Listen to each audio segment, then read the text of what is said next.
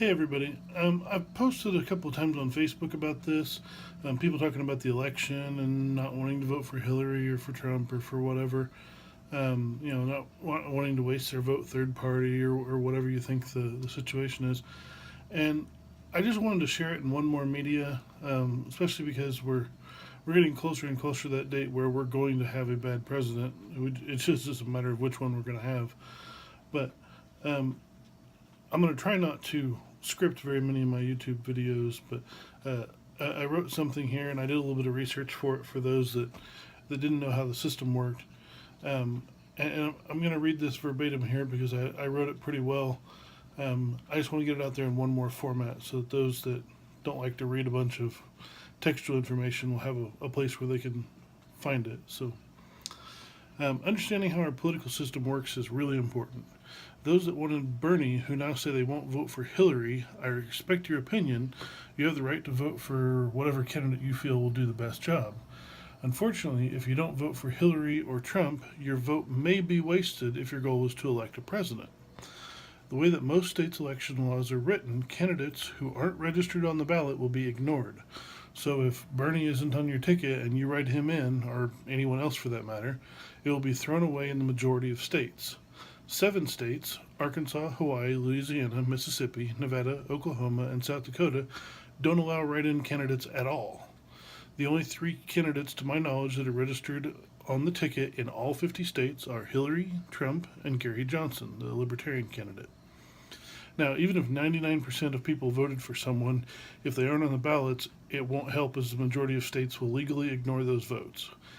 Even if the population picks Gary Johnson, the Electoral College is only required to vote with the popular vote in 29 of the 50 states. That means 21 can vote with their party affiliations with absolutely no penalties. Of the other 29, faithless electors, which are members of the Electoral College who vote against the popular vote, are rarely charged with a crime, and then it's usually either a fine or a misdemeanor. There are reasons to vote for a third party, assuming they are registered in your state, and that is to give them legitimacy in future elections, ensuring they get campaign funds, time at debates, and recognized primaries. I'm not telling everyone this because I think you shouldn't vote, or should, or because I want you to vote against your conscience. I just want to make sure everyone understands that when Trump or Hillary win in November, and people say, how could we have elected insert name here, that you can explain we were given a choice between 2 shitty options and teased with a third option that we couldn't really choose, whether we wanted that third option or not because of a broken election system. As soon as this election is over, we need to drastically change the way our democratic process works when electing our commander-in-chief at the state and the federal level. Now, I know that was a really long-winded explanation, and the fact of the matter is that it's not going to get fixed for this election. It probably won't even get fixed for the election after that. But the fact that we still have an electoral college is a broken system.